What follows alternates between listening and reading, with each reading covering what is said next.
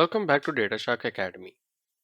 In previous lesson, we talked about replication, which basically means that you have a copy of your topic stored in some other broker. Okay. So the obvious question is, if you have multiple copies of your data across the cluster, then which broker should the request be sent to in order to read the data, right? In order to solve this problem, Kafka provides a concept of called leader. Okay.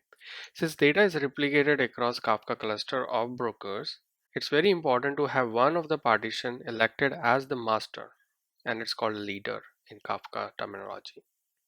Only a leader broker will be responsible to receive new data for a specific partition. Okay. As you can see here, broker 1 is the leader for topic 1 and partition 0. So if you are sending in new data for this partition, it will always go to broker 1, not broker 2.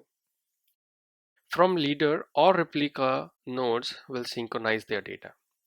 As you can see here, broker 2, which has the replica topic of topic 1, partition 0, is getting the data from broker 1.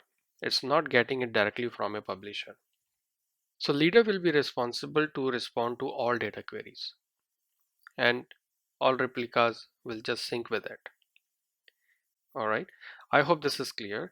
Let's move on to the next topic in the next class.